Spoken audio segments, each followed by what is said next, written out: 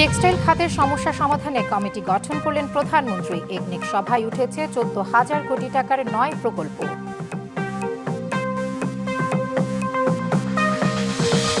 বেসরকারি হজ প্যাকেজ ঘোষণা করল হাব। খরচ ধরা হয়েছে সর্বোচ্চ 7,92,000 ও সর্বনিম্ন 5,13,000 টাকা। এবং উপসাগরীয় অঞ্চলে মার্কিন সামরিক ঘাঁটিতে ইরানের পাল্টা হামলা।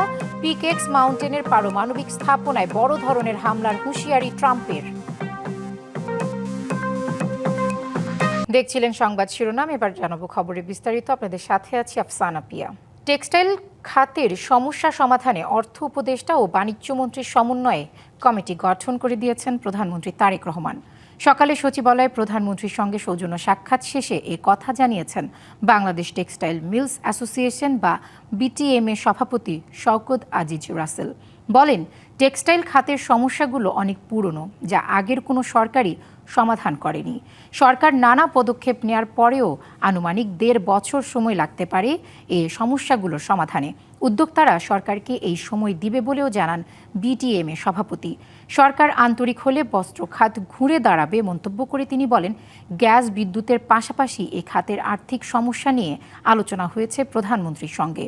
ইতোমধ্যে 5% প্রণোদনা দিচ্ছে সরকার জানিয়ে নতুন কমিটি আগামী সপ্তাহে আবারও বৈঠকে বসবে বলে জানান শওকত আজিজ রাসেল। সরকার বন্ধ কারখানা চালু করার যে উদ্যোগ নিয়েছে তা সফল হলে 15 লাখ মানুষের কর্মসংস্থান হবে বলেও জানান তিনি। আমাদের ফাইন্যান্সিয়াল যে সমস্যাটা আছে, ব্যাংকের যে সমস্যাগুলো আছে, এগুলো ওনার কাছে তুলে ধরা হয়েছে।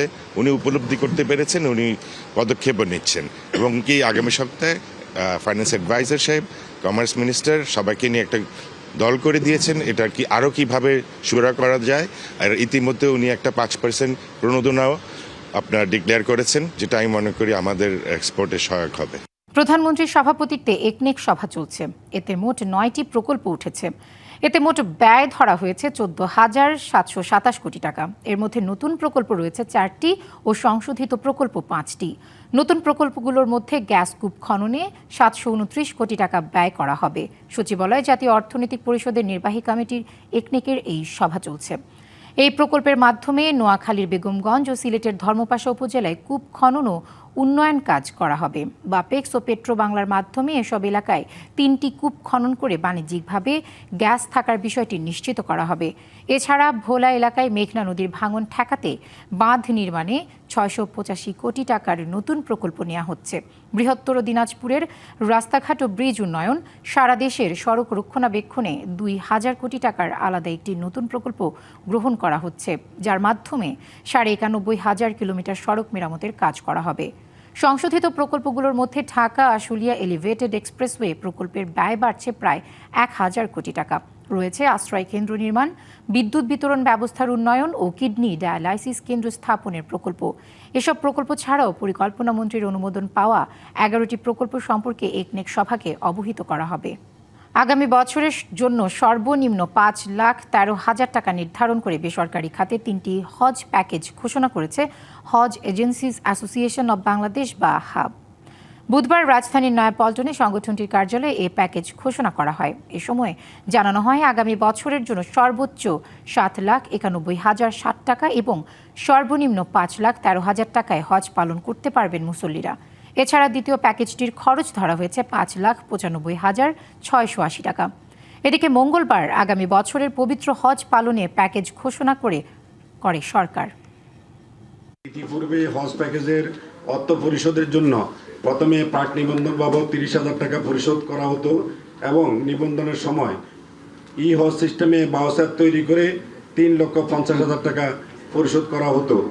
এই বছর প্যাকেজের সমুদয় মূল্য ই হজে বাউচার তৈরির মাধ্যমে 3 ধাপে পরিশোধ করতে হবে, নতুবা হজযাত্রী চূড়ান্ত নিবন্ধন থেকে বঞ্চিত হবেন। জগন্নাথ বিশ্ববিদ্যালয়ে এই মুহূর্তে কথা বলছেন তথ্যমন্ত্রী জহিরুদ্দিন স্বপন। সরাসরি চলে যাচ্ছি সেখানে। উপায় ছেড়ে দিয়ে বিদায় নিচ্ছিল, কেননা দ্বিতীয় বিশ্বযুদ্ধের মধ্য দিয়ে মার্কিন যুক্তরাষ্ট্রের তখন এমন আবির্ভাব ঘটেছে, ব্রিটিশদের সেই আধিপত্য তখন আর থাকেনি। খুব দ্রুত তারা তাদের কলোনিগুলিকে ছেড়ে দিয়ে বিদায় নিতে হচ্ছিল এবং কত রক্তপাতবিহীনভাবে বিদায় নিতে হয়, এটা ব্রিটিশ সাম্রাজ্য যেই সাম্রাজ্য একসময় সূর্যাস্ত যেত না, তারাই আবার খুব পরিকল্পিতভাবে সাম্রাজ্যকে গুটিয়ে ফেলল আটলান্টিকের পারে, তাদের নিজেদের ইংলিশ ভূমিতে, তাদের নিজেদের ব্রিটিশ ভূমিতে, এবং খুব রক্তপাতবিহীন অবস্থায়। ঠিক তেমনিভাবেই ভারত উপমহাদেশেও তারা তাদের কলোনিকে ছেড়ে দেওয়ার জন্য শান্তিপূর্ণ যে আলাপ আলোচনার মধ্য দিয়ে, যার নেতৃত্বে গান্ধী দিয়েছেন, যার নেতৃত্ব জিন্না দিয়েছেন, অন্যান্য নেতাদের সঙ্গে আলাপ আলোচনার মধ্য দিয়ে শেষ পর্যন্ত একমাত্র সুভাষ বোস ছাড়া আর কিন্তু কেউই সশস্ত্র সংগ্রামের কথা ব্রিটিশ ফ্রন্টের বিরুদ্ধে বলেনি, ব্রিটিশ শাসকরাও বলে নাই, এবং গান্ধী এবং জিন্নাও কিন্তু বলেন নাই। ফলে এটা একটা অভিজ্ঞতা হিসাবে এই অঞ্চলের রাজনীতিতে থেকে গেল যে ধর্মকে প্রধান পরিচয় তৈরি করে রাষ্ট্র জন্ম নিলেও রাষ্ট্রের গতি প্রবাহের মধ্যে প্রমাণ হয় জাতিকে সংহত করার জন্য তা কাজে লাগেনি। তখন আবার প্রশ্ন আসলো ভাষা, বাংলা না উর্দু। স্বাভাবিকভাবেই বাংলাকে সবাই আঁকড়ে ধরল, বাংলাকে ঘিরে আবার একটা জাতির পরিচয়ের প্রশ্ন উঠল, এবং তার ভিত্তিতে 52, তার ভিত্তিতে 69, তার ভিত্তিতে 6 দফা, তার ভিত্তিতে স্বায়ত্ত শাসন, এবং রাজনৈতিকভাবে যখন এটা নিষ্পত্তি করা গেল না, তখন এই রাজনৈতিক সংগ্রামের প্রধান নেতা আওয়ামী লীগ এবং শেখ মুজিব সমস্ত মাঝপথে রাজনৈতিক সংগ্রাম যখন ব্যর্থ হয়ে গেল, তখন আত্মসমর্পণ করলেন অথবা গ্রেপ্তার বরণ করলেন। লালমনিরহাটে তিস্তা নদীর পানি বেড়ে বিপদসীমা ছুঁই ছুঁই করছে। এছাড়া নেত্রকোনার কলমাকান্দায় পাহাড়ি ঢলের পানি নেমে যাওয়ার পর ক্ষয়ক্ষতি দৃশ্যমান হচ্ছে। এদিকে সিরাজগঞ্জে যমুনা নদীর পানি বেড়ে বিপদসীমার 92 সেন্টিমিটার ওপর দিয়ে প্রবাহিত হচ্ছে। উজানের ঢলে লালমনিরহাটে তিস্তার পানি প্রবাহ স্বাভাবিক রাখতে এবং অতিরিক্ত পানির চাপ সামলাতে তিস্তা ব্যারেজের 44টি জলকপাটের সবগুলোই খুলে রাখা হয়েছে। আমন ধান, রোপা আমনের বীজতলা, বাদাম ও বিভিন্ন শাকসবজির ক্ষেত নতুন করে পানিতে তলিয়েছে। বন্যা পূর্বাভাস ও সতর্কীকরণ কেন্দ্র জানিয়েছে, আগামী 48 ঘণ্টায় নদীটির পানি আরও বৃদ্ধি পেয়ে নদী সংলগ্ন নিম্নাঞ্চলে বন্যা পরিস্থিতির অবনতি ঘটতে পারে। এছাড়া নেত্রকোনার কলমাকান্দায় পাহাড়ি ঢলের পানি নেমে যাওয়ার পর ক্ষয়ক্ষতি দৃশ্যমান হচ্ছে। পানিতে নষ্ট হয়েছে প্রায় 25 হেক্টর জমির রোপা আমনের বীজতলা ও রবি শস্য। এদিকে সিরাজগঞ্জ পানি উন্নয়ন বোর্ড জানিয়েছে, যমুনা নদীর পানি বৃদ্ধি আরও অন্তত 2 থেকে 3 দিন অব্যাহত থাকবে।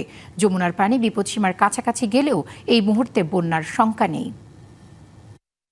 ভারতের আসামে বন্যা পরিস্থিতির আরও অবনতি হয়েছে। 24 ঘণ্টায় প্রাণ হারিয়েছেন অন্তত 21 জন। এ নিয়ে নিহতের সংখ্যা 31। বন্যায় ক্ষতিগ্রস্ত হয়েছেন 5,64,000-এরও বেশি মানুষ। আসামের দুর্যোগ ব্যবস্থাপনা কর্তৃপক্ষ জানিয়েছে, রাজ্যের 16টি জেলায় বন্যার প্রভাব পড়েছে। পানির নিচে তলিয়ে গেছে 24,210 হেক্টরেরও বেশি ফসলি জমি। ক্ষতিগ্রস্ত প্রায় 1,000 গ্রাম। দুর্গত মানুষের জন্য খোলা হয়েছে আশ্রয় কেন্দ্র। এসব আশ্রয় কেন্দ্রে বর্তমানে অবস্থান করছেন 1,14,000-এর বেশি মানুষ। জোরহাট জেলার সেলেংঘাটে 5 জনকে উদ্ধার করেছে এনডিআরএফ। এদিকে বন্যা পরিস্থিতি ও ত্রাণ কার্যক্রম পর্যালোচনায় বুধবার সবচেয়ে ক্ষতিগ্রস্ত কয়েকটি জেলা সফর করবেন আসামের মুখ্যমন্ত্রী হিমন্ত বিশ্ব শর্মা। ইরানের পারমাণবিক স্থাপনায় বড় ধরনের হামলার হুমকি দিয়েছেন মার্কিন প্রেসিডেন্ট ডোনাল্ড ট্রাম্প।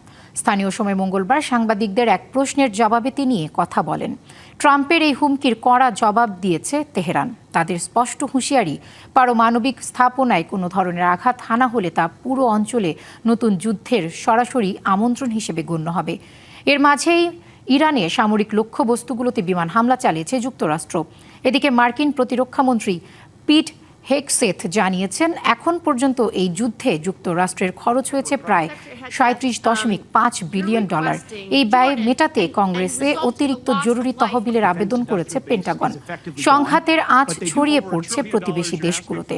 বাহরাইন ও কুয়েত তাদের আকাশে একাধিক বিমান হামলা ঠেকানোর দাবি করেছে। পরিস্থিতি শান্ত করতে কূটনৈতিক তৎপরতা চলছে পাকিস্তান ও লেবাননে। সৌদি আরবের সঙ্গে পরমাণু চুক্তির অনুমোদন দিয়েছেন যুক্তরাষ্ট্রের প্রেসিডেন্ট ডোনাল্ড ট্রাম্প। চুক্তিটি কার্যকর হলে সৌদি পরমাণু শক্তি এবং বেসামরিক পরমাণু কর্মসূচিতে বিনিয়োগের দুয়ার মার্কিন কোম্পানিগুলোর জন্য উন্মুক্ত হবে। চুক্তির শর্ত অনুসারে সৌদি আরব বেসামরিক খাতে পরমাণু শক্তির ব্যবহার করতে পারবে এবং আগামী ৩০ বছর পর্যন্ত যুক্তরাষ্ট্র সৌদিকে বিভিন্ন প্রযুক্তি ও উপকরণ সরবরাহ করবে এবং পরামর্শ সহায়তা দেবে। বিনিময়ে যুক্তরাষ্ট্রকে সৌদি আরব কয়েক হাজার কোটি ডলার দেবে। আগামী কয়েকদিনের মধ্যে চুক্তির খসড়া যুক্তরাষ্ট্রের পার্লামেন্ট কংগ্রেসে উত্থাপন করা হবে। পরে কংগ্রেসের ২ কক্ষ হাউস অব রিপ্রেজেন্টেটিভস এবং সিনেটে পাশ হলে সেটি কার্যকর করা হবে। কংগ্রেসের চুক্তির খসড়ার সঙ্গে ১২৩ এগ্রিমেন্ট নামের একটি নথিও পাঠানো হবে।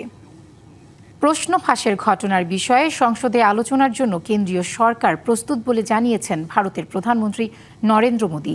এছাড়া এ ঘটনাকে ঘোর পাপ বলেও মন্তব্য করেছেন তিনি। মঙ্গলবার এনডিএ জোটের সংসদ সদস্যদের বৈঠকে মোদী বলেন, তরুণদের ভবিষ্যৎ নিয়ে যেন কেউ ছিনিমিনি খেলতে না পারে, সেজন্য জড়িতদের বিরুদ্ধে কঠোর ব্যবস্থা নেওয়া হয়েছে।